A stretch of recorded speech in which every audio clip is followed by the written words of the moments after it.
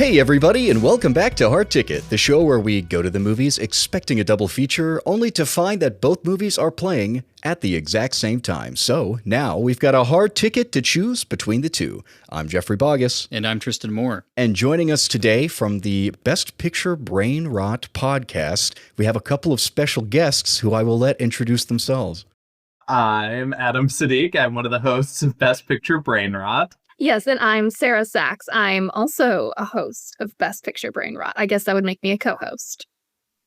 Right. Sweet. Well, can you guys tell us a little bit more about your podcast? Because when Tristan and I found it, we were like really excited about the concept. It's a very specific concept that you guys are doing, and you can explain it better than I can. Yeah, for sure. So this is something that we came up with as a way to count down to the 100th Oscars. So we started releasing episodes 100 weeks before those 100 Oscars so that we can count down to them by watching every Best Picture winner in order. So we started, our first ever episode is Wings, 1927's Wings, which was the first ever winner of Best Picture.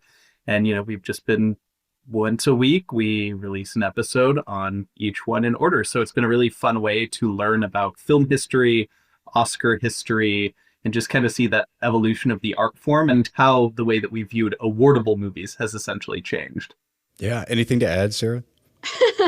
Adam explained it perfectly. I'm just there. I'm just there for the ride. Yeah, there's three of us. There's three of us because we have Drew as well, Drew Vollmer. But we also are very brain-rotty, at least specifically me. So I'm not like I'm not like a cinephile or anything. I watch movies very casually. So that's kind of what and same with Drew. And that's honestly, that's a big reason because we all met doing improv together. But I brought Drew and Sarah in specifically because we were kind of friends through doing improv. But me and Drew were big cinephiles, film nerds together.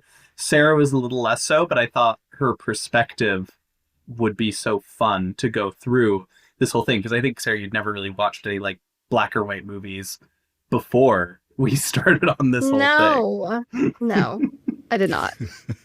The brain rot aspect is like, so, because you're like, especially because you started all the way back at like early film history, and then you add like that, you inject like that modern, like, kind of TikTok feel for it. That's like, I love it. Your all's Instagram posts are pretty legendary. Some of the edited like LinkedIn like profiles and everything. All Sarah. That is literally all. Oh, they're Sarah. awesome. Yeah. They're super Thank awesome. you. Yeah, I love them. Thank you. That's where the brain rot comes in. It's great. Yeah, like my thirst traps. Yeah. Yeah. Well, without further ado, we're going to get into it, and we're going to start by introducing a movie that you guys actually just covered on your podcast. So I'm going to hand it over to my co-host, Tristan, to tell us about option number A today. Yeah, in the tradition of the Best Picture Brain Rot countdown, we are doing two Best Picture winners up against each other.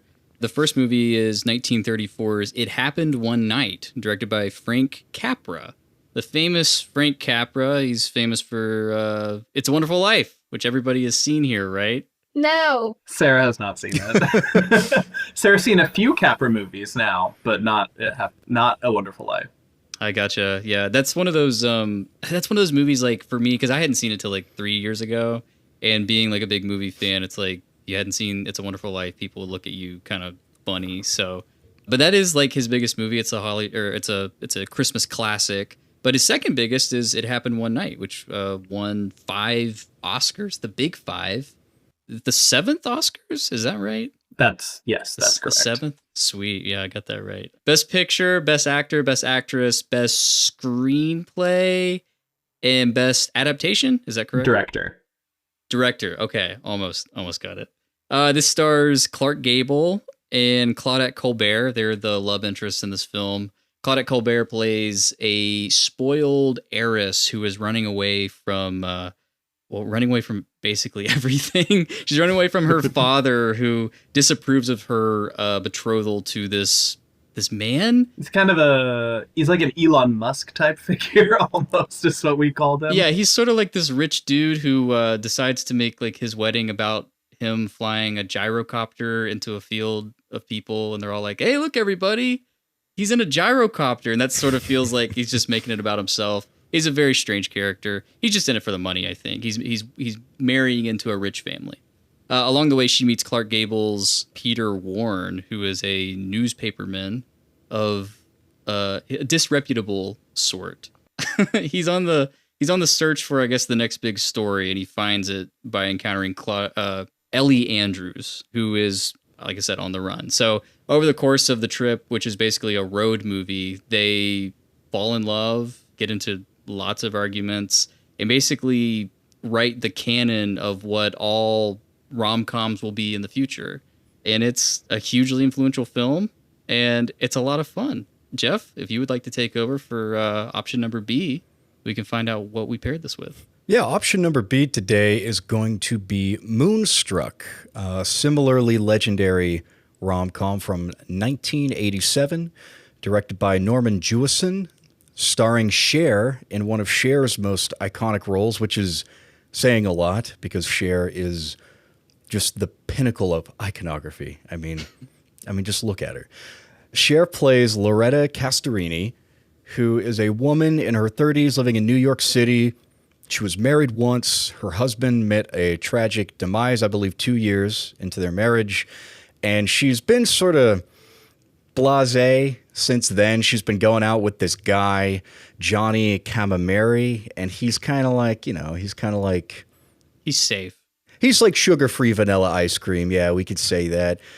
And the movie starts with him proposing to her, and she kind of gives him instructions on how to do it while he does it. Get on your knees, give me your ring. He's like a little puppy. He sits, he stays, he begs. And she says yes. But then he has to go visit his dying mother in, I believe, Sicily, to tell her the news before she passes. So Loretta's hanging out in New York City, and she's been tasked by Johnny to deliver a message to his brother, Ronnie, the discount Johnny, just based on the naming conventions that their parents chose. But finds out that he's got some beef with his brother.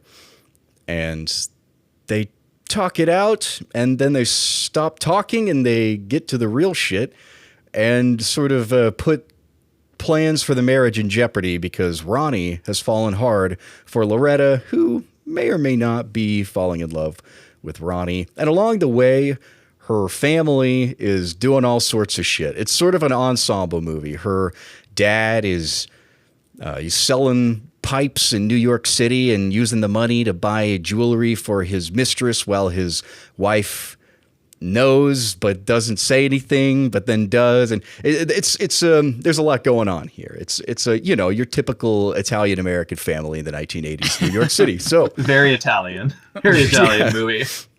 Super Italian movie, legendary indeed. So without further ado, this is It Struckened One Moon. Or what should we call this? I don't know. We kind of got to. I don't know. We got to mash them together. Yeah, I was actually going to ask you all what you think the title for this be, because it was going to be It Struck One Moon, and then I was like, that doesn't make sense. That's stupid. Then I was like, maybe Moonstruck One Night, something like that. Maybe It Happened One Moonlight or something. It happened. Oh wait, Moonlight is a different movie. Yeah.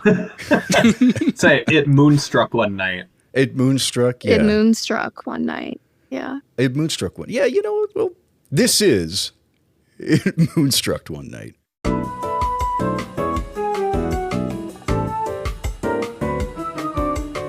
We got it. Okay, so now we're going to go into our log lines of the episode. Tristan, let me turn it over to you to read your first log line. Yes, my log line for the episode is: at first committed to marrying a safe, boring dude, a spunky woman is instead drawn into the orbit of a passionate, charismatic man who can't live or love without her. Not bad. Greenlit. I'll raise you one. Two love-longing young women with New York on the brain fall for a secretly high-class scoundrel who destroys their plan for a mediocre married life. Dude, that's awesome. The New York connection? That's brilliant. Bellissimo. Wow. Hey, somebody watched these movies. What do our improv specialists have for us here? Adam. Oh, Sarah. Okay. Two love-lorn individuals fight the urge to be together in a story where they don't find love, but love is what finds them. Oh, yeah. That's beautiful. That's lovely, is what that is. Awesome. Sarah, you got one for us? Okay. Broke boys are better because they have no money to spend. So all they spend is their time on you. Amen. That's beautiful.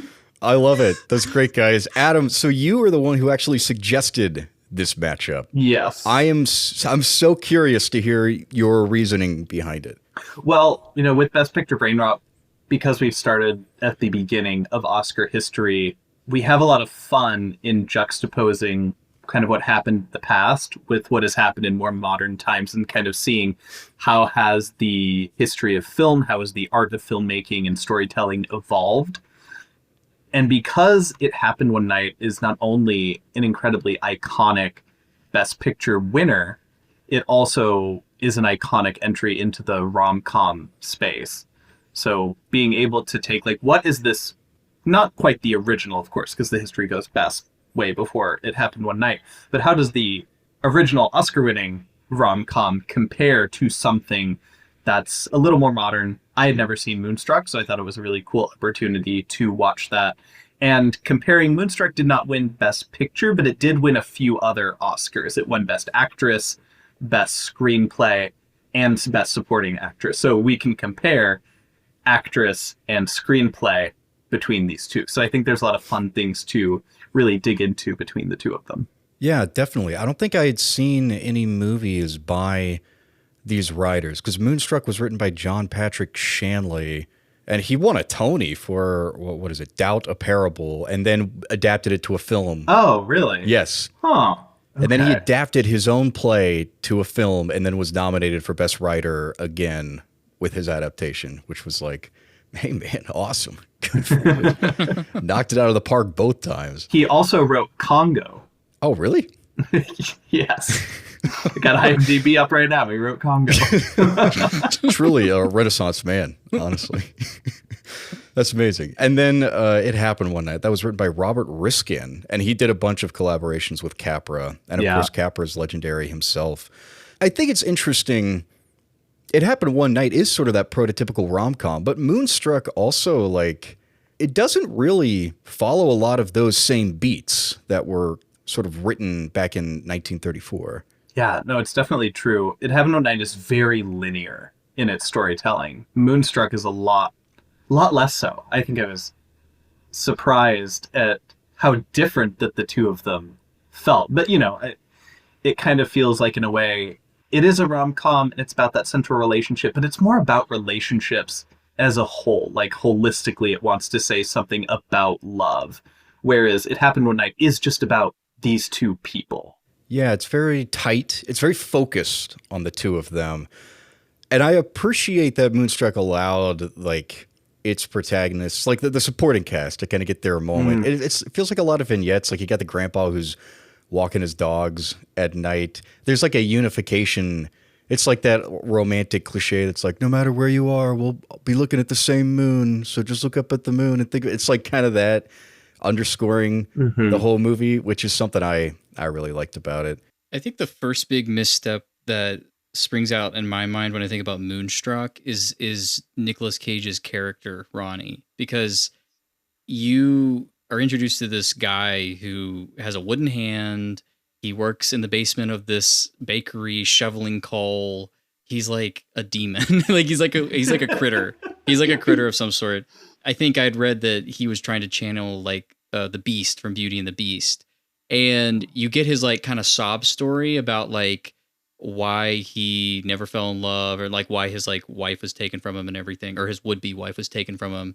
And you're sort of set up to be hate his brother because he hates his brother. And so you're oh, so the beef that happened there has to be some justification that'll make the audience side with Ronnie over Johnny. And instead it's there isn't any. It was just he's what does he say? He's I'm not a monument to justice. He's just a machine of petty jealousy. He's just pissed that Ronnie got what he never got. and he blames Ronnie for quote unquote distracting him while he was like cutting some bread, and that's what took his hand off. The way Nick Cage interacts with his hand in this movie is so funny. Yeah. It's like always just like on screen somehow. Yeah. He agreed to do the movie because of the hand. That was what sold him on Moonstruck. Because he wanted to do Vampire's Kiss, which Jeff and I covered last year on this pod. We love talking about Nicolas Cage. Oh, yeah. Yeah, I'm a vampire. I'm a vampire. Yeah. A, Exactly. B, C, D. That's his other New York set monster movie, basically. And then this one, he's like this. He's almost like a Frankenstein. Like he's just like you feel this kind of pity for him, even though he's like sort of a wretched creature. I couldn't handle his tooth, like his teeth situation. Yeah, I don't know what that was all about. I was ready to call animal control on him. I was like, literally, what are we doing? Like, I was so much more comfortable with Clark Gable. And then Nick Cage, I was like, oh my God, like jump scare. I love him. But yeah, his character was wild. In the hand, like, I want to know like what went into like the position of the hand. Like, that's a wooden hand forever. Like, it could have been like a thumbs up. It could have been a pointer finger. It could have been cool. It could have been a middle finger. But they were like, no, we're just going to have it like sort of reaching. He just has like finger guns like for all of time. He's just like, what's up, guys? Yeah, we're going to put it into a pose where he's always reaching out for something he can never retain. It's poetic. It's beautiful. Yeah, what is the secretary of like the baker? She's like, this is the most tormented man I've ever known. I am in love with this man. and it's lines like that where I'm like, this movie is almost like self-parody in a way that's really enjoyable. And to me, like Nicolas Cage, if you're going to parody yourself, you're going to cast Nicolas Cage. I mean, it starts with the song "That's Amore," you know? Yeah. Like that sets the stage from the beginning. I'm there. Yeah. It's super Italian movie. Honestly, going into this, I thought Cher was Jewish and this was going to be like a Jewish movie. And then I realized it was Italian. Then I looked up Cher and was like, she's not Italian, but she's also not Jewish. Like, yeah, she's everything else basically. Right. She's like Armenian and Cherokee. Yeah. No, but what you're saying about Clark Gable though, Sarah, because Clark Gable, you know, he's in that time where he's yelling at women a little bit more freely, but in a way where he's like, they're just like, oh, you know. Oh, you. Kind of hot. Yeah. As a woman, I'm okay with it. Like, I was okay with it. Like, I get why the women back then were like, oh my gosh, like he's him. I'm like, he really is. And Nick Cage is definitely more of like, you know, like what a modern lady would want, which is just like a tormented guy, a self-tortured sad boy with like nice arms. Yeah. And a lot of hair on him. It's definitely hairy. A lot of hair, but the back was weird. The back of his hair was always weird. Like anytime he turned around, I was like, turn back around. Yeah. Like the hair like was he'd wild. just been laying down or something. One thing that's interesting between like the two men that these protagonists ultimately end up with, and kind of like what they're choosing in between, whereas Claudette Colbert or Ellie Andrews is choosing, she is initially with someone who is born out of passion. Yeah. But then she ultimately ends up with someone who more represents safety in a way, whereas it's the opposite in Moonstruck. It's rejecting the safety for the passion. You think Clark Gable is the safer choice for Colbert? I think the way that she chooses I forget his name. The other one is more of a fling. We'll just call him Elon Musk. Elon Musk type guy. Yeah. Like she's running across. Of course, there's something inherently, quote, unsafe about Clark Gable, given that he's much poorer than her in the context of that, and the way that they fall in love is obviously not super standard. But I guess really there's no safe option for her, I suppose. Yeah, I mean, you definitely like the gyrocopter thing. It's like that thing can tip over at any point and kill her. So that's like physically unsafe. But like, you really pick up on like the class differences between the two characters. And It Happened One Night. It's almost like a comedy of manners or something, where she's like very bratty and willful. Like she does, date Elon Musk or get engaged with him or whatever, basically because she is just spiting her father, who's just like, don't do that. And she's like, okay, I'm going to do it. He could have just used some like reverse psychology on her, I feel like. But I love the father, by the way. He's so good. We love besides him. hitting her at the beginning, which that makes me a little uncomfortable. But other than that, he's pretty cool. So it does feel to me like the film is really emphasizing that class distinction, because the whole tension between like is Clark Gable basically escorting her to New York to get the $10,000 reward that ends up being like the really dramatic like thrust at the end of the film for her, where she's like, oh, like he was just in it for the money the whole time because he's a poor guy who needs it, you know? And he is sort of the person who introduces her to like worldly matters. He's like, here, you're taking the bus. And she's like, the bus will wait for me. And he's like, that's not how buses work. So you kind of have that dynamic going on, which I thought was really interesting. Adam, like obviously like she should end up with Clark Gable. Everybody should, that's just like every movie should end that way. And, the father recognizes that. So safer in the sense that like, that's where she's meant to be, I agree with. But I think the tension, like me watching it, I was like, the tension is that she is just like, they're mismatched on that like societal level. And they kind of meet each other in the middle because she brings his guard down by being sort of willful and disobedient. And he sort of makes her a little less snobby and that sort of thing. Totally. There's a lot of the movie is him kind of dressing her down. It feels like probably deserved because she is, richer and stuff. But then you got that great hitchhiking scene where she really gets one up on him, which the movie absolutely needs that scene, because otherwise Clark Gable to me is like, he's being a little too smarmy. He's being a little too smug. But that you need one to knock scene, him down a peg for sure. Exactly. You need to knock him down a peg. You can't knock Nicolas Cage down a peg because the man has a wooden arm. Like he's just like that's his secret, Cap. Yeah. It's just like he like you can't knock him down a peg. So I feel like the tension in Moonstruck. I mean, to me, Cher's character reminds me a little bit of Clark Gable because she needs to kind of learn to let her guard down a little bit more, let the walls of Jericho fall, that sort of thing. And because Nicolas Cage is just like he has no like reservations about anything. Like he just wants to be with this woman. I mean, he does make up with his brother in the end, but it's only because he's found love. So he's passion incarnate. He like throws the table. Yeah, like literally like 5 minutes into meeting each other, he eats her steak, throws her table into a wall, and it's like, let's go to bed. Yes. Oh my God. He's uncured passion. Yeah.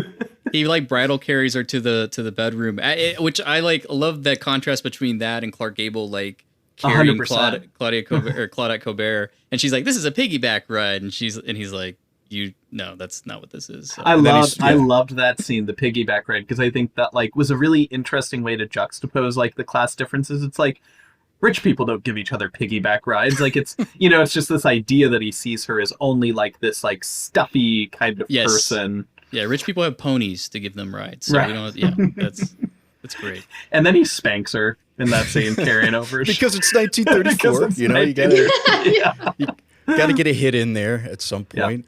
Yeah. But this does actually bring up the Walls of Jericho thing versus the scene that we just talked about with the steak. These movies handle sex in such a different manner. Of course, one of them is in 1930s, so it's a little bit different how they need to handle things. But the first time meeting, essentially, as soon as humanly possible, Cher and Nicolas Cage's character, they have sex. The whole movie in It Happened One Night is essentially these two withholding, or more like holding out, I would say, for each other, so that the very, very end of the movie, the emotional kind of payoff of it all is, hey, they're doing it now. That's the it, and It Happened One Night. Yeah. Exactly. You called it the 10 Days of Foreplay, right? Yes, I did. You could call it that alternate title. Yeah, whereas, Nicolas Cage is going at it animal style from the very beginning. Yeah, no foreplay. No foreplay, just go straight into it. Don't be a sucker. Good night's rest will do you a lot of good. Besides, you got nothing to worry about. The walls of Jericho will protect you from the big bad wolf. You can't see what you are, and I see everything. You're a wolf. I'm a wolf? Yeah. The big part of you has no words, and it's a wolf. That woman was a trap for you. She caught you, and you couldn't get away, so you chewed off your own foot. That was the price you had to pay for your freedom. Johnny had nothing to do with it. There is something about the way that Ellie meets her husband, King, or they were married. The way she meets King, he's like literally the first man that she meets away from like her father's watchful eye. And to me, it's just like there's rebellion in there, but there's also just like there's this childishness to Ellie. But she also has this idea of the world where she's like, she says at the end of the movie, she's like, I've been running in circles my whole life. I got to settle down. I got to settle down right now. And she's like, well, she's supposed to be in like her 20s or maybe her early 30s. And it's like, why do you think that? Why? I think even canonically, she's younger than Cher. And Cher is at the point in her movie where she's like, I had a husband, I lost them, I had a good thing, I got bad luck, and I can't, like, I'm not going to get that again. She even says when Ronnie is like confessing his love to her, he's like, I'm here now. And she says, you're too late. Like, I can't wait anymore, basically. Like, I was waiting and you didn't show up. And part of Ronnie's whole thing is that he blames his brother for something that wasn't his fault. And that kept him from getting out there and potentially meeting Loretta when she was seeking him, which is interesting to me. The way that both of these protagonists, kind of how they view themselves, in this like world of love. Yeah, definitely. Like they're just they got to get to it. You know, they're waiting. There's something specifically that they're looking for, and they can't find it. And then once they found it, they have to give up the consolation prize, essentially. Which is, I guess, kind of. Is that just like a rom-com kind of trope? Is that more universal? Well, what I think it is, Jeff, I think what you're kind of getting at, I mean, both these films hinge on a marriage or an engagement, like being already off. Existing. Yeah. There's something pre-planned there. And a big part of both these films is the spontaneity of love and the unpredictability of it, how you just sort of fall into it. And what I love about like Cher's character in Moonstruck is how she talks about being cursed and how, you know, Ronnie's too late and all this stuff. Like, sort of like she's 37, you know, I understand how things work now, but she doesn't. And that's what's so, I mean, that's what's romantic about it. It's so spontaneous. You see that reflected in her parents. You see that reflected in like her aunt and uncle who are, you know, have this like spontaneous bout of lovemaking, which is very fun and romantic.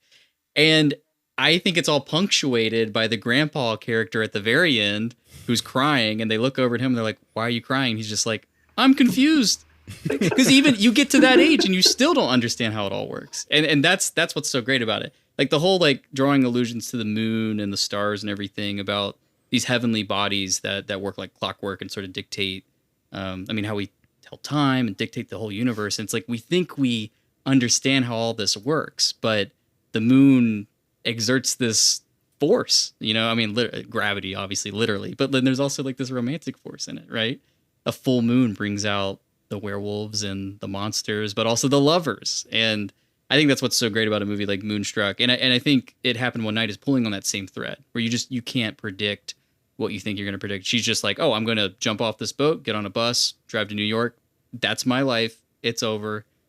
No, you're going to get your bag stolen. You're going to miss your bus. You're going to meet Clark Gable. That would derail anybody. Yeah.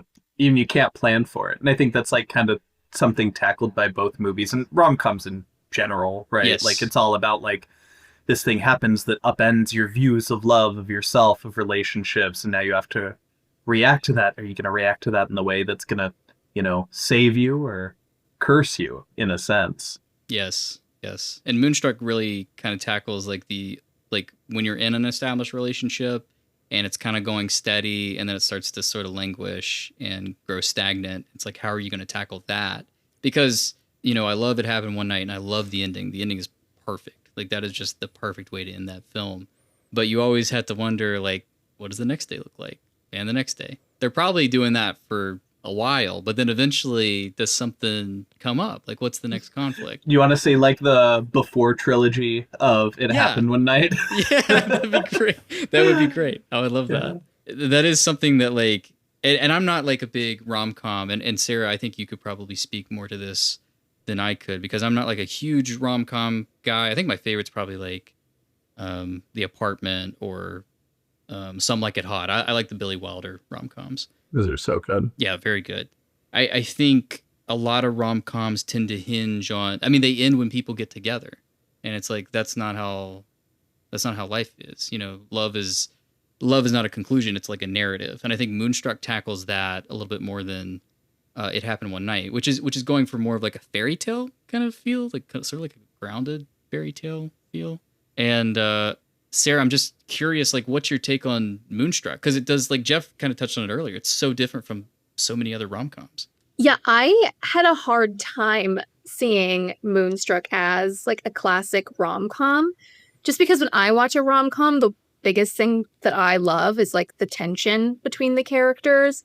And I didn't feel as much tension between Cher's character and Nicolas Cage's character, because it's like Adam said, he flips the table and then they go to bed together.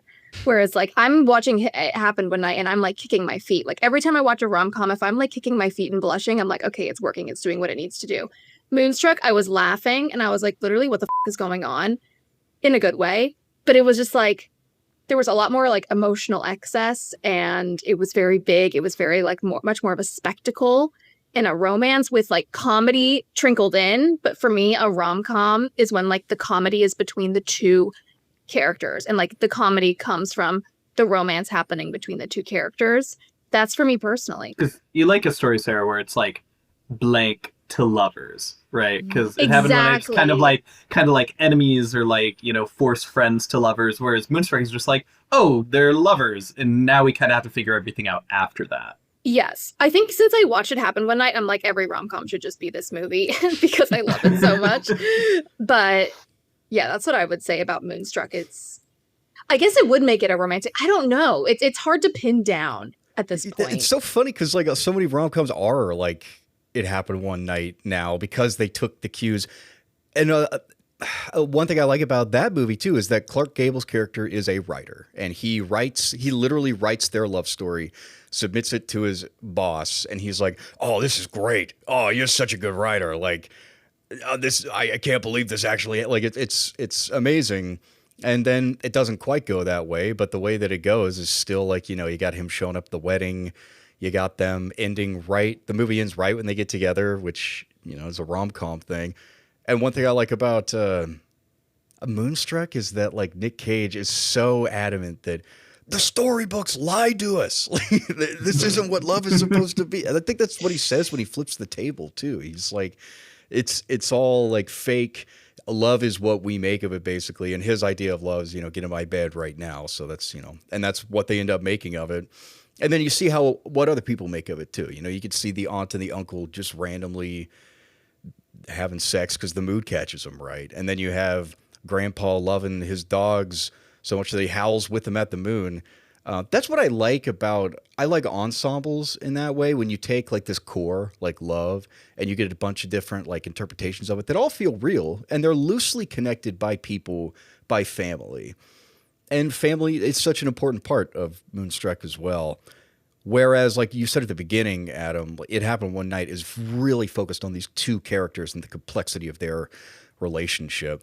I don't think the ending is perfect, personally, because it does end, like, you don't even see, like, Peter after he, like, the last thing he says is that he admits that he loves Ellie. Yeah, and you never get a scene again with them, which is kind of too bad. Like, you never get to see them, like, she leaves the wedding, and then it's like, you know, they're together by way of other characters, but you never actually see them getting to be together authentically.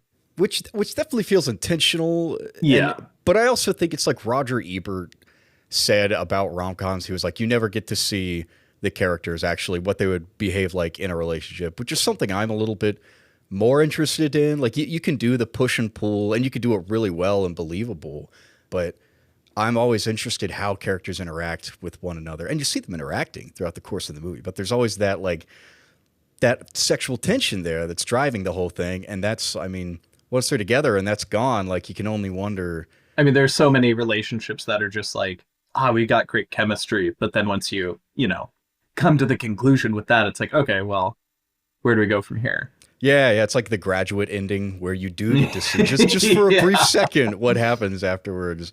And it doesn't look good. But that's, I mean, The Walls of Jericho is very thematically appropriate, I think. But I don't know, there is a part of me that favors a little bit more narrative complexity. Yeah, you want that before trilogy. I do. Yeah, I do want it. I think it'd be interesting. I do I think it is perfect because these characters are like two forces that are just sort of going at each other. And I think the idea of seeing them through anything other than suggestion and implication and innuendo, which the film has really danced around the entire time. Like you're saying, Adam, it's like 10 days of foreplay. And it's like, we don't need to see what happens next. You know, you can fill in the, what we would see would never be as great as what we can imagine in our heads, I think, for how they resolve. And also, I think it takes away from the fairy tale ending. Because in my mind, yes, I am wondering, okay, what's the next day going to look like? But I also know that narratively and thematically, and like, there's a reason I'm not Frank Capra. I'm not making Oscar-winning films. Because if I made that choice, it would probably deflate everything. Or it'd be like The Graduate, and there'd be a point to it to kind of... But that's not the kind of movie it is. And that's why it's a classic. That's why it's been iterated on so much. Moonstruck to me kind of feels a little bit like an evolution because it does deal with the aftermath of the walls of Jericho coming down, which is something that I don't see as often in rom-coms, especially like American rom-coms where love, it feels weird to say this, love is so romanticized. I don't know how else to, you know what I mean? Like, it's just like love, it's love tars. Like, it's, how do you tackle something so big? And America's just like, well, they got together and that was it. And I'm like, 50% of marriages end in divorce. So like, what about that? Think about that. There's plenty of divorce comms out there. Yeah. Oh yeah. Is there a genre? Dive coms? No, that's good. Divcom. Divcoms. Divcoms? Yeah. Divcoms. What's your favorite divcom, Sarah? Oh man, would people get divorced? I don't know. I'm not good with movie references. Is that the same as like a breakup movie? Like, is Forgetting Sarah Marshall in that vein? Yes, I was going to say Forgetting Sarah Marshall. That's a divcom for sure. Yeah, breakups, the subgenre of the breakup genre, which is the divcom. Yes. 500 Days of Summer is one I really like in that kind of vein, I would say.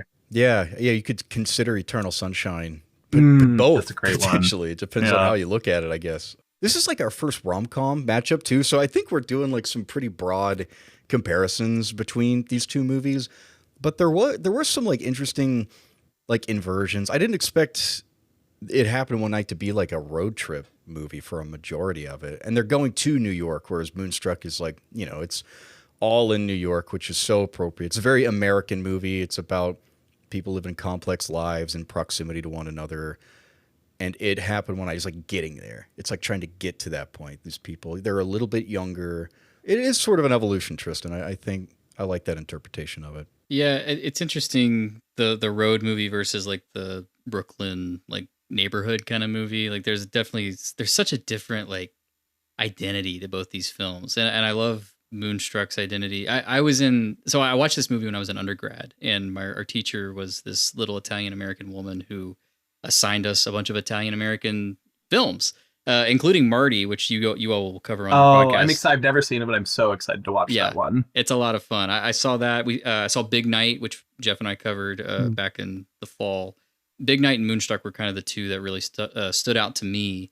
And this film is just, I mean, it's so Italian American. I am not Italian American. I'm from West Virginia. I'm an Appalachian.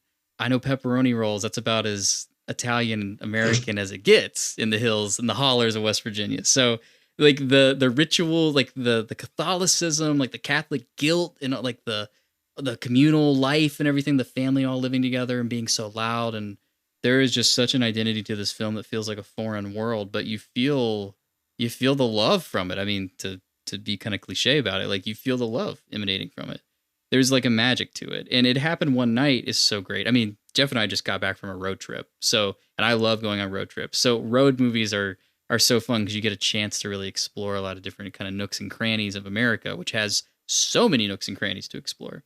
And It Happened One Night, it's not really interested in getting into the nitty gritty of like identity of the regions and all that sort of thing. It's more interested in just being like, this is how the other half lives, to kind of show Claudette Colbert's character. And I read online on Wikipedia, actually, which you can definitely trust.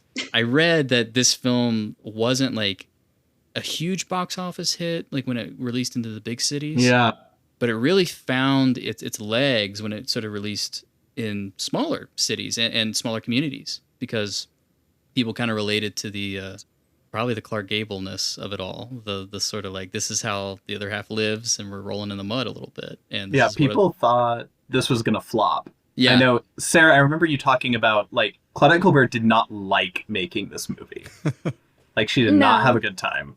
Clashed with Capra. Yeah, she didn't like Frank Capra. And that's the thing with Capra films, too, is I know It's a Wonderful Life also was, like, not a big box office hit.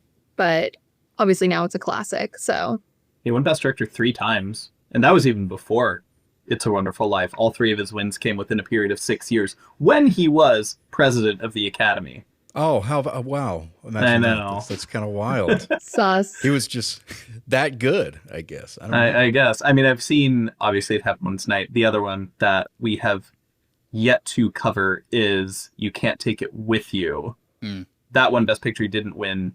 He did win Best Director for that one. And then another one, he won Director without winning Picture. So I haven't watched that movie. But again, it was like, boom. It was like back to back to back. And it's surprising he never, made it back to Oscar glory again after then. Yeah, he was definitely targeting like kind of working class people with his movies while also outing communists to McCarthy. Yes. It's just You gotta watch You Can't Take It With You. It's gonna make you so confused about like this man was selling communists out. It makes no sense. I mean, even just watching It's a Wonderful Life, it's like, what's going on here?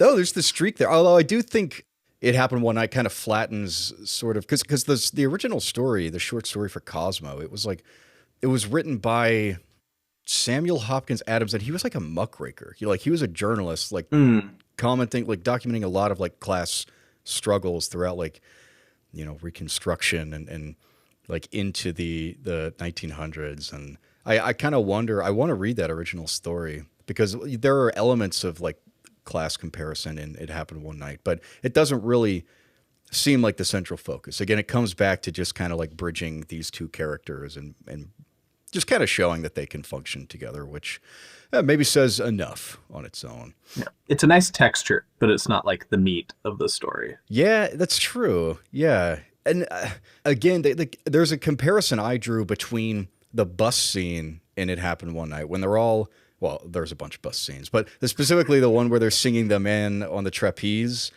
and they're all like singing along and having fun. And everybody's in it together. There's this camaraderie, everybody's sharing, so much so that the bus driver crashes. And I was thinking about that, and I was like, this is an interesting comparison to the opera scene in Moonstruck, where they're sitting, listening to music. Everybody's sitting and watching just the performers, but you also still have that moment between Nicolas Cage and Cher where like he holds her hand and she looks at, it's all shot very intentionally. The blocking is very intentional. The direction is so intentional, and it kind of translates something that I don't think you can say. And I love that. It's a very neat moment. And you contrast it with the bus scene, which I also loved. And it's like just this joy that all these people have together around music again. But it's like the two different kind of classes together. Like it's everybody singing a song on a bus, public travel for the poor in 1934 versus the opera, which is like, despite what Timmy says, it was like the top of the top. So the Timmy name drop. That's what his friends call him. So I thought that was interesting. I thought that was an interesting comparison. Yeah, I mean, music and love are so intertwined. That makes a ton of sense. Yeah, Moonstruck is very like consciously calling to mind the opera and everything, and it does feel operatic in its melodrama. And they spend all their time in like the Brooklyn neighborhood, and it's just sort of like a street in New York. And then they go to the Lincoln Center, where they actually watch the opera, and it feels like a different world. I mean, it does feel like they're sort of elevated into a different plane. They're dressed up and everything, compared to the pours, Jeff, like the music where they're just like playing their guitars and like people are getting up and being like, I'll take this next verse if you don't mind. And they all nail it, which is great because it would be so embarrassing if somebody was just like, actually really bad. Just deflates the entire scene. Yeah. Imagine being the one person on the Greyhound who like hates that. Yeah. You become Steve Martin in Planes, Trains, and Automobiles. Honestly. They should have sang Yes. the Flintstones, is what they should have sang. Right. Now listen, you want to get to King Wesley, don't you? All right, I'm here to help you. What I want is your story. Exclusive. That day-to-day account. All about your mad flight to happiness. I need that story. Just between you and me, I've got to have it. We are here to ruin ourselves and to break our hearts and love the wrong people and die. I mean, the storybooks are bullshit. You guys want to hear the craziest connection between the most tenuous connection between these two films is in the scene where Claudette, I keep calling her Claudia. The scene where Claudette and Clark Gable are doing their like little routine where they're pretending to be like an old married couple and like he beats her and everything. She's like, I'd rather be a Plumber's wife. Plumber's wife. Yeah. Well, guess what? Cher is the daughter of a plumber. Wait, yeah. An Italian plumber. So there's a little bit of Named Mario. there. Hey, Mamma Mia. Yeah. So that was cool. I was like, wow, okay, plumbing. Wow, yeah. How did I not? I didn't That's even funny. think Wow. about that. Yeah, your mind. Plumbing. That was crazy. I mean, Yeah. I will say, though, that plumbing is clearly a much more lucrative business than Claudette Colbert thought, and it happened one night, because that house was Yeah. nice in Moonstruck. Oh my gosh, yeah, they live in a mansion. And also when he like quotes the price to that couple, he's like, yeah, it's gonna be like $10,000 in Right. 1987 or whatever. And they're like, $10,000 in 1987. That's like a lot of money. Not quite as much as it was in 1934, but still pretty nice sum. But you got to get the copper. Yeah, you got to get a copper, gotta get or the else copper. the whole thing is just it's not going to work. That was my takeaway from Moonstruck. Yeah. It's part of the American dream. He's a good salesman. It's a meritocracy, truly. As long as you can sell copper, you can have a big ass house where your whole family can live. That's my takeaway from both of these movies. I will say, thinking about the rom-com dads are always fun. The rom-com dads between these two movies are very different. Very different. Yeah. I mean, and it happened one night. His wife is dead, right? We can assume. Yeah, I think so. Yeah, they never say. She's out of Yeah. the picture. Yeah. He's got like single dad energy. Yeah, He's like big single girl dad. He's a girl dad. He's a girl dad. Okay. But in Moonstruck, he's like so old cheating on his wife. It's like, don't you have like, why are you cheating at that age? Like, don't you have like a hobby? Like, play golf, fucking play pickleball, like, or whatever Watch they had in the football, yeah. 80s. Watch football, yeah. Like, do your fantasy draft, but like, why are you spending your time like cheating? He needs a gumar. All right? Every Italian needs a gumar. Maybe I just don't understand the culture. But no, Sarah, I remember when we were watching this, me, you, and Alexis, and we were like, oh, like the first conversation she has with her dad is so wholesome. We're like, oh, another like wholesome dad in a rom-com, how nice. And then like the next scene he's cheating on his wife. We're like, oh god, no. We're like, we're rooting for you. No, literally. But the uncle get to feel that, wholesome male energy. Yeah, and the That's grandpa a little bit. Although I will say, Yeah. like as much as the dad in It Happened One Night comes around, like he still kind of was like kept his daughter a prisoner for like a majority of her life, which is like, all right. She was held hostage on a boat when we were introduced to him, which that's like the only thing. Like he hits her and she's kind of held That's hostage fair. on a boat. But I get it. I mean, I get it. She was going to marry Elon Musk. So Wouldn't you rather be held hostage on a yacht than like a canoe? I'd rather Yeah, be hit that's by my true. dad on a nice boat than hit by my dad in a canoe. that's 100% true. Yeah. Yeah. Wow. It's all a matter of perspective. It's perspective. Like maybe she Yeah. was like more lucky than like the women back then, like she got to jump off and have a good time. But that's not me like condoning. I want to talk about. So we talked a little bit about Nicolas Cage being kind of a monster, and I kind of want to talk a little bit about Clark Gable's character in this film. Sarah, I thought what you had to say at the end of your all's episode, your hot take of the episode about like therapy speak and like the way that has changed how romance is just portrayed in film. I thought that was really interesting. Because I watched It Happen One Night 4 years ago, and my initial reaction was he's doing too much. Like he's spanking her, he's kind of talking down to her, he's telling her to shut up all the time. He's just like, shut up. And I'm like, I don't like that. Like that's a little too much. I wasn't thinking of all the terms that you were coming up with, but I was like, he is sort of, and he does have to soften, right, by the end of the film. Like, that's like kind of his arc throughout the film, is to let his guard down. Obviously, Sarah, you don't have a problem with it because you really liked It Happened One Night, and I'm just curious. I am just curious, like, because like I was able to get into it this time. Like, I enjoyed it immensely more, and part of it was just to be like, it's just the time it was set in, and also like, it's just like it's fiction. Like, what goes through your mind when you watch something like that? Yeah, I don't know what that says about me. Maybe I should hate it, but I'm like, I don't. Like, I really love it. I think the way that his character is portrayed, I feel safe with him. Like, I know he's not going to cause any actual harm. It's also like of its time. So Yeah. I think about it in that way. I think a lot of what he's doing, like the shut up and the ass slap, it's like coming from a more flirtatious place. It's not like, which obviously a guy slaps your ass now, you're like, what the f*** are you doing? But like, you know, back then it's a movie. It's not real life. But I don't know. It's just something about his acting just like makes me instantly like feel comfortable and safe with him, kind of like the way, you know, Ellie does. It's just like, I know he's not like actually malicious. He's malicious to everybody but her, which women love seeing that in a movie. Like a man who's like mean and hates everybody, but he like softens for her, you know? Is there a part of it too where, you know, Claudette Colbert is doing such a great job of like acting, and you can feel that like her character maybe feels safe, like Yes. in this kind of thing, like she's into it, right? And you feel that she's into it, and she's not being coerced. She's not being Exactly. this character doesn't feel like she's being talked down to, and she's like self-confident enough to understand that. Like maybe it just makes it feel better. Like maybe that's like some That's exactly explanation. it. That's a better Yeah. explanation. That's exactly I it. think that makes sense. There is that like scene where they put up the wall of Jericho first, and like, you know, he undresses in front of her and everything, and they go to bed. And I love the lighting in the scene and the sound and everything, like the rain coming outside, and she kind of like bites her lip, like she's like kind of thinking about it a little bit. Even though he's like literally like holding her hostage. He's like, I'll either sell you out or you have to ride with me, and it's like, you know, that's like extortion or whatever. That's fine though. But then he presses her dress and he makes her her breakfast. eggs. Yeah, you know. And you're right. He is mean to like all these kind of nasty guys, like Oscar Shapley. Shapley is Shapely. Shapley. Oh, He's the icon. Shapley. He's That great.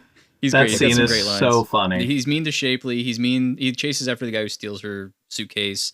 Chases after, and you guys made a note of this in your episode. Somehow catches up to a man in a car, even though he couldn't catch up with the guy with the suitcase for some reason. Hey, that car is not very fast. It was established in the movie. He That's cannot actually keep true. up. Yeah. That's actually true, Jeff. You're right. He could have just ran to her from New York instead of taking the car. He could have gotten faster. Yeah, and he ties him to a tree, which is Unnecessary? Commits Grand Theft Auto. It's better than being tied to like a canoe or something like that, probably. but not as cool as being tied to a yacht. So, as we've established. Yeah. I will say another connection I'd love to draw between the two movies are like very fun side characters. I think it's a Yes. staple of like a good movie, but also like a good rom-com. You need to really texture that. Loved Shapley, loved the guy who's driving them in the car until he, you know, steals their stuff and he's just singing. I loved in Moonstruck the woman in the airport watching the airplane leave. Oh yeah. Yeah. It's like, Oh yeah. she's like, I cursed the airplane. I hope your fiance's not on the airplane because I cursed it because my sister stole my man and that airplane is going to crash into the Atlantic Ocean. Oh, like her monologue was so Yeah. funny. That's like something out of a David Lynch film. Like she Yeah, just totally. shows up. She's like, "Nope, you don't care about anybody because I just cursed that thing. Like they're all dead." So, But then that's I love great. at the end of that, she's like, do you believe that? And she's like, no. I actually don't believe that. Yeah, That's Which great. I think is a major theme in Moonstruck, which is super Yes. fun, is all about like the concept of fate and how it acts as a character in both movies. And It Happened One Night, you could argue that fate is a kind of a protagonist, or at least it's enabling. It's a positive force. It's bringing these two people together who would never meet before and kind of like help guiding them in their weird way from Florida to New York and helping them fall in love with each other by putting them in wacky situations that only serve to bring them closer. Whereas in Moonstruck, fate is almost treated like an antagonist in a lot of different ways. In the way that people kind of talk about it, the way that they feel about it, it's very Italian, of course. and Cher believes that she can't be with Nicolas Cage because of fate, because of like bad luck. And then it's even brought more home at the end, which I thought was very, very funny, where Cher's fiance, played by Danny Aiello, comes home and he's like, we can't actually get married because my mother is now healthy once I told her. And everything works out in a neat little bow like that. Yeah. It's like, to me, Moonstruck it's doing like a postmodern fate. It's like the pipe. This is not a pipe, but it's a picture of fate, whatever the fate looks like. And it's just like, this is not fate. It's like, it's with that scene with the woman talking about the plane. It's like, if you believe it, right, then maybe it'll happen. But if you don't believe it, then there's no chance. I mean, like, and the plane is fine. That it doesn't go into that cliche. It kind of puts it in your brain like, oh, is he a goner now? But no, it's just not that kind of movie. Whereas It Happened One Night, yeah, it is kind of, it's more of a straightforward fairy tale, and it commenting on it a little bit, but there's always been like a sort of irony, because I mean, you guys, Sarah, you talked about Shakespeare and how like the rom-com kind of just comes, it has like Shakespearean origins, and there's definitely a fatalism in a lot of those stories. Having never read them myself, I can say that about them probably. I think it ties back into like the unpredictability of everything and the spontaneity of love, and how that's ultimately you have to lean into that. And the fate thing really plays into Moonstruck because they're all aging. You don't normally see rom-coms where the people are like in their late 30s, going into their 40s kind of. I think that's just unconventional. Nick Cage was 23 though, which I thought was so strange. It was so weird. Oh my gosh. God. Like, he is considerably, like, he's like 18 years younger than his brother and like 10 years younger than Cher, which is wild, I think, in the context of how the movie presents itself. He looks rougher than anybody in any of these movies. Like, holy crap, Nick, what are you doing, man? I mean, if you lost your hand, you'd look pretty beaten up too. Probably, you'd let yourself go. Yeah, always reaching. Always reaching. Yeah, whereas in It Happened One Night, they're like, both Clark Gable and Claudette Colbert were, I think, around 30, 31 at the time of filming. They never comment on their age, but you do feel that they're kind of like two people in the same stage of life. Though I will say, they didn't look great for early 30s, but I think a lot of people probably didn't in the 1930s, because you were middle-aged, at best. Yeah, he's always smoking. The movie, all that stuff. So, fun fact that we didn't actually cover, and It Happened One Night, but it will actually get covered in future episodes. But Clark Gable had no teeth. He was the original veneer king. Definitely not the original veneer king, but he lost all his teeth and he just wore dentures, and his breath reeked. Oh my god! Like during, at the time they filmed the movie too. Yeah, like, I think he got the dentures in around like early 1930s, once he I think became famous. Clark Gable has dentures in the 1930s. So in Gone with the Wind, he's like, frankly, my dear, I don't give a damn. He's just like onion. Vivian Lee complained about it consistently on the set of Gone with the Wind. Oh Holy shit. That's like an instance where cigarettes might have actually enhanced his breath. Just kind of masks the smell. I don't know. Holy shit. Well, hey, you can't tell. Yeah, until films do the smell-o-vision thing. I know. Sarah could tell. I don't think not so much in It Happened One Night, but definitely Gone with the Wind, right, Sarah? In Gone with the Wind, yes, just because I watch a lot of Real Housewives and they all have veneers. So I can easily spot a veneer denture mouth because they all have this certain way of speaking. Now, what else could be fake? His mustache could be fake too. That would be. I don't want to know if it is. I would be so upset. Yeah. So yeah, another connection between the two male protagonists with like messed up teeth. One is story relevant, the other is not. Yeah, enough said. We don't even need to explain that one. It's just self-evident. That's great. Holy shit. Damn. Claudette Colbert must have been a great actress then, if she was able to just like make Clark Gable be so charming when he was just like he was pretty close to her like the whole movie, like sitting next to one another. That's rough. I wish I didn't know that. That sucks. I know, me too. When I found out, I've given you the arcane knowledge now. Yeah. What you do with it is up to you. You may spread it to others like the Ring video, or you can keep it to yourself until it consumes you. Your choice. I did once. Actually went shopping without a bodyguard. Oh, swell. I felt absolutely immoral. But it didn't last long. They caught up with me in a department store. I was so mad, I ran out the back way and jumped into the first car I saw. Guess who was in it? Santa Claus. Gandhi. King Westley was in it. That's right. Is that how you met him? Mm-hmm. Playing it safe's just about the most dangerous thing a woman like you can do. I mean, you waited for the right man the first time. Why didn't you wait for the right man again? Because he didn't come. I'm here. You're late.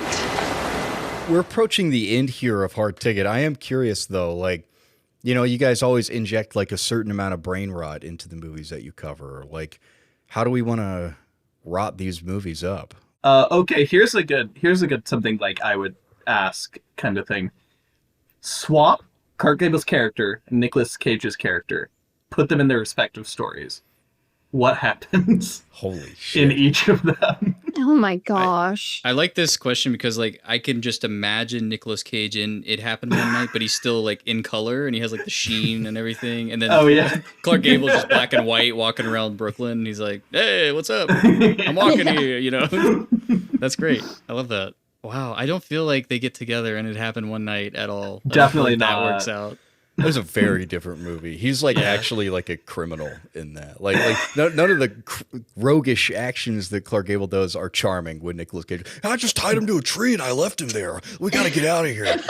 It's like a I think you should leave sketch. His hand is covered in blood. Like, Wooden hand. The wooden hand. yeah. Oh my god. Yeah, it's just like it's very different. It's like I can't even imagine like it's like she sits in a different seat on the bus. Like she just doesn't even speak to him. She like actively avoids him in that movie, I think, the entire time. Yeah. He's just another character on that bus in that version of the movie. Yeah, sadly, she just ends up marrying Elon Musk. Yeah. And going off in the gyrocopter and having 14 kids. So much worse story for all involved. But if you had Peter Warren in Moonstruck, you'd be like, what is this technology? What is this? Oh my god. Where am I? It's not even a rom-com anymore. He's just like a Fish out of water. Yeah, it's just explaining things to Clark Gable the entire Yeah. time. Yeah. He like tells her to shut up at one point, and she's like, she just punches him because it's like the 80s now. Yeah. Yeah. You have the battle of Cher saying, snap out of it. And Clark Gable's like, shut up. But they just like, it's like an infinite loop kind of thing. I did a recast of Moonstruck. I had like my characters laid out because I want to keep Cher in it. I want her to be the grandma, actually. So it's not like a spiritual sequel, like she's playing the same character. She's the grandma, and she's married to Stanley Tucci. So Well, that's a good one. The burlesque comparison. And then I just got in this like this Cher hole where I was like, oh, and then Amanda Seyfried, she's got to be the that's just Mamma Mia, here we go again. literally just like, oh yeah, she played her like granddaughter at one point. It's just, it's got to work out. So she plays Loretta, and I think Stanley Tucci's having an affair with Sydney Sweeney because he's got to go. Like, Oh no. Okay, but at least the affair in Moonstruck was age appropriate. Let's hook him up with like a gilf, right? Like with like a gilf, yeah. Olivia Colman. Ooh, yeah. Is she? No, she's not Gilfy. that's actually a good is one. Is she Gilfy? She's Goofy. She's more age appropriate to Stanley Tucci, For sure. at the least. Maybe Laura Yeah. Dern or something like that. I was Also thinking good. like Pamela Anderson, like Naked Also Gun good era. too. That's yeah. great. That'd be good. Yeah, she's still a little. She can still do a little airheaded thing in that. Yeah, I like that. Yeah. And for the brothers, I was kind of going back. Oh, Grandpa, Steve Buscemi. He's what's missing from this movie anyway. He's so great. I'm confused at the end. I can just see that. Yeah, I had to throw him in there. And then for the brothers, I think Ronnie has got to be Ryan Gosling because you got to be able to match that like the Cage oscillation between like serious and just He's got an amazing yell. Yeah. Totally. Yeah. And then for his brother, for Johnny, I want to put Hayden Christensen in that role. Oh. Yeah. Oh my gosh, wait, Anakin Skywalker? That's the guy. If you guys don't know, Hayden Christensen was in a movie called Little Italy. I have seen it. Oh my god. See it on my letterbox. Him and Emma Roberts. Yep. Yeah. Did you cover that one? We didn't cover it. No, Tristan and I watched it a few years ago. I think I was just like, Hayden Christensen, I'm acting over here. Like he's just doing such an awful performance in that. Yeah, I gave that a 1.5. Oh. Yeah, that's appropriate. I think that's what I gave it to, Adam. Yeah. That's like one of my more popular Letterboxd reviews. It was just like Italian I'm phrases. looking at it right now, yeah. Oh, yeah. Hey, Gabagool, Pizza Organica, I'm walking here. It gives me a translate option. Oh, that's great. That's what does amazing. it translate it to? Thinly sliced meat. Yeah. Yeah, that's my cast anyway. That's all the ones I wrote down. So I listened to your all's episode, and you all did your recast of It Happened One Night, and I want to know if I cooked, right? That's a Brainrot term. I want to know if I cooked. Absolutely. I said for Clark Gable, I do Kyle Gallner. You guys know who Kyle Gallner is? I Yeah. don't. He's got a mustache. He's coming up. He could do the mustache. He has that same look. I never thought about that, but you're right. Yeah, he's got kind of like that classic kind of look. I mean, like updated for the modern age, but like, but he's also like he plays like kind of a mean dude, but also like has a heart of gold at the end of the day kind of thing. Yeah. Dinner in America. He's great in Dinner in America, which is a rom-com that feels like it probably takes some cues from It Happened One Night. For Claudette Colbert, and this is probably where I'm going to lose everybody. I want to do Thomasin McKenzie. Okay. Oh, yeah. I feel like she needs a chance to do. I love her. She needs a chance to do like the really like snotty, bratty, like stuck up. But we all know that she has that, sensitive side too, because that's sort of what she's been typecast as, just sort of like a dormouse kind of, And I would love to see her kind of branch out, because I haven't seen her in anything like that, in like a role like that. I miss her. She kind of disappeared. I miss her too. She was in that Downton Abbey parody. The parody. Yeah. Oh, she was in Fackham Hall. Fackham Hall. Yeah, she's that's a rom-com right there. She's the love interest in that. Yeah, she was in Testament of Anne Lee as well recently. Oh yeah, that's with right. Amanda Seyfried. Hey, crossover already. There you go. Is that your meal that you cooked, Tristan? Did I cook? Would you guys eat that, or is that what they said? I would absolutely eat that. Like, that was so good, honestly. Yeah, are you gonna finish that? Like Thanksgiving dinner. Yeah. Jeff, I cooked. Tristan cooked. He got the Brainrot stamp of approval. That's all I wanted, honestly. That's the only reason I did this. I listened to that episode. We and I was can like, stop now. If they don't approve my fan cast, then we're gonna delete the episode. I can't do it. The last thing I would want to say, I would love to do an Oscar comparison, specifically on the two things that won. So Cher versus Claudette Colbert in the writing, the screenplays together. Yeah. All right. We got Cher and Claudette Colbert. Cher and Claudette Colbert. Yeah. If they were in the same Oscar ceremony and you were voting between the two of them, which one do you choose? Oh, it's like a hard ticket thing. Imagine that. Flip the script on you. It's crazy in this one. Cher actually beat like Meryl Streep. Oh wow! It was a crazy lineup of actresses that she beat. She beat Glenn Close in Fatal Attraction, Holly Hunter, and Meryl Streep was in, I forget, it was one I hadn't heard of. Maybe it was like Ironwood or something like that. It was one I hadn't heard, one of the Meryl check the boxes. And then some Sally Kirkland, who I hadn't heard of, but just like beating Glenn Close, Meryl Streep, even Holly Hunter. Cher, nice feather in her cap for sure. Yeah. I really like Cher in this role. It's not so much the accent, because the accent, there were a couple lines where I was like, I think you might be overdoing it just a little bit, much like the Mid-Atlantic accent in 1934. But I love her body language. I love like the control she has over her face in every scene, especially when she's acting alongside Nicolas Cage, which is like anything could happen when you're doing that. And I think she still nails it. I think I was more impressed by her performance. Not that Claudette Colbert. I love Claudette Colbert the morning after they put up the first wall of Jericho. She's like giddy, like a kid, and she oscillates really well. But I do think I appreciated Cher's performance just a little bit more because I was digging more the nuance, which just kind of came along with filmmaking the decades that followed. It's so hard. This is a hard decision. This is a hard ticket, Adam. Claudette Colbert is great. Like she is. I think there is more nuance to her than you expect. Like she does that whole improv thing where she's like playing along with Clark Gable and everything, and he's like, "Oh yeah, you got a brain on you," that sort of condescending thing that he says to her. But yeah, it's right. Like she's got a little bit more cleverness, and she's learning the world weariness. She does the whole hitchhiking thing. It's so iconic, and it's so it's great. I do like Cher's performance in Moonstruck, but I think if I had to pick between the two, I'd probably go Colbert. I think her performance is just, there's so many layers to it, and she grows a lot more in her film, I think, than Cher does. I am gonna go Claudette Colbert. A lot of the reasons Tristan said too. I think there's just a lot more levels to the performance. There's a lot of subtlety in Cher's Moonstruck, but I think just overall, Claudette Colbert just brought a lot more layers, and there was just more levels to everything.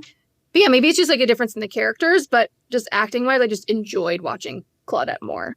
Yeah, I fall in the same wavelength as Sarah, I would say. I prefer Colbert, but Cher does such a great job. Like it is very hard to choose between the two, and I think Cher is given a lot of great stuff to work with, and I think she does it with a ton of nuance and grace. Really, really good way. But just for me, like Claudette Colbert is just so damn entertaining that I can't choose against her in this one. I almost want to change my mind now, but I got to stick to it. No, stick with it. I'm sticking Stay with the course. it. As for the scripts, so we got Robert Riskin versus John Patrick Stanley. Both adapting things. One was a play, right? No, Moonstruck was Moonstruck an adaptation or was original? I think it was original. I'm pretty sure it was, but it could have been like loosely based off. It was original. Which interesting because he also wrote, like you said, a lot of plays. Yeah, and it feels very theatrical as well. Yeah, but I will say I probably appreciate the script for It Happened One Night. I think the cues that every movie that followed, like what they took from it, I think speaks for itself. It was it's a well-oiled machine. It does a great job.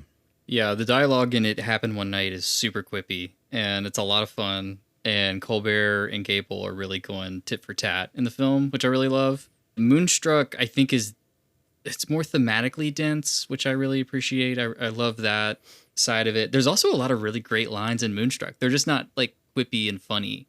They're just sort of like soulful, like Cage saying like, "I'm not a pillar of justice" or whatever, a monument to justice. Like stuff like that was sticking out in my head. Like the way people were talking, it was like a little bit more heightened than your normal film. So this one again is a hard choice for me. I think I want to go Moonstruck for this one, though. I think I'm going to go Moonstruck. Oh, wow. Because it's more layered like a lasagna. Adam, it's because it's more layered like a lasagna. An Italian dish. Beautiful.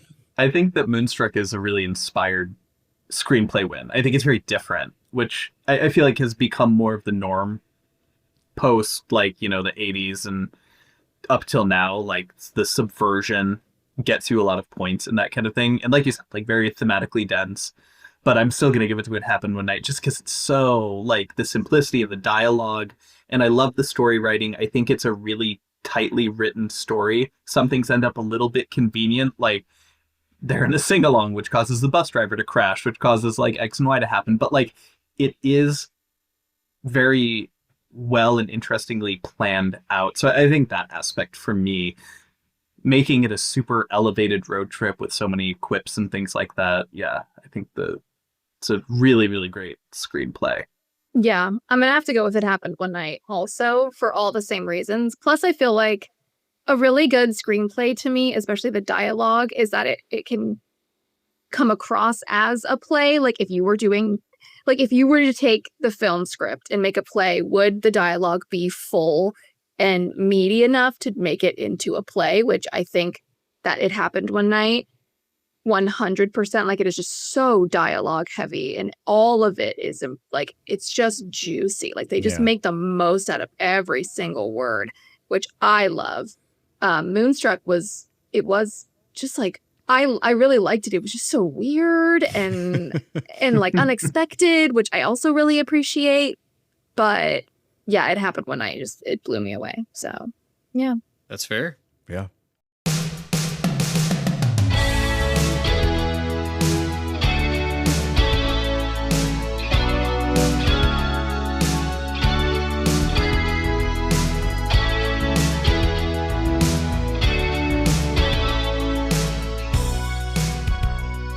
We've reached the end of Hard Ticket. Thank you so much, Adam and Sarah from Best Picture Brainrot, for guesting on this episode. We had a great time.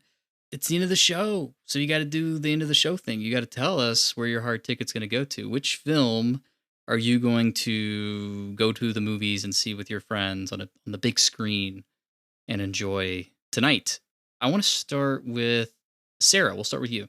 It happened one night, no question about it. I'm obsessed with that movie. It's amazing. I want to tell everybody about it. I want to show everybody that movie. Moonstruck is fun. I could definitely have like a girls' night to that movie. But if I'm going to the theater and I'm showing people this movie and I have to choose between the two, what It Happened One Night is unbeatable. Awesome. Yeah, Adam. I will be taking my friends to the one that I consider more like required viewing, which to me is It Happened One Night. I think there's a lot of history, a lot of really cool things you can learn from it, and just as well as it is just so furiously entertaining throughout the whole runtime. That, yeah, I love that movie, and it's tough that Moonstruck is up against it in this particular pairing, I would say. I think there are definitely other movies that Moonstruck could win against, but It Happened One Night is just so good. Fair. It happened one night, because of the Big Five thing. I think it's sort of in the pantheon of just film. It's in the canon, it is required, which I'm glad in this matchup I finally got to watch it personally. And listening to your guys' show, it's great because anytime I check one off my list, I know that you guys, if you haven't already done an episode of it, then it's coming up. So that's always fun. I am actually going to give my Hard Ticket to Moonstruck though, which I don't think I expected, because it is kind of a messy movie, I say, but I don't want to say it's unfocused either. I think even calling it a rom-com is like there is a rom-com happening in it, but you end the movie with like this one big family. It's like a big group hug, and I don't know. I feel like I really got to know these characters, even with their flaws. It understands family in a way that I really enjoyed. And I don't know. I loved it for that reason. I love the performances, and I loved It Happened One Night too. My favorite scene is the hitchhiking scene. It's like a Looney Tune, and it was also there's the Bugs Bunny connection with Clark Gable chomping on the carrot there, which is awesome. But in this instance, I think Moonstruck just barely edges it out for me personally. So it all comes down to me. Jeff, I agree with you. I want to go see Moonstruck. We're gonna go see it in a movie theater together. No way. We're gonna share some popcorn. It's gonna be great. Yeah, this sucks. It feels bad because we're like one podcast going one way and the other podcast going the other way. But both these movies, I think they're like the runtime is like a minute or two apart. So we'll all just go our separate ways for the film. We'll meet back up in the end, and we'll go to the malt shop. The people still do that, right? Yeah, I gotta go Moonstruck. I love Moonstruck. I wasn't particularly leaning one way or the other for this matchup, and watching It Happen One Night, this is the first one I watched, I was like, it has to be this one, right? Because it's just so charming and so great, and so like set the template for everything to come. And I laughed a lot. I even felt a little bit. I definitely felt like the tension, like the eroticism of the film, which is for a 1934 film, black and white, like that. That's something. And that to this day, that's still something.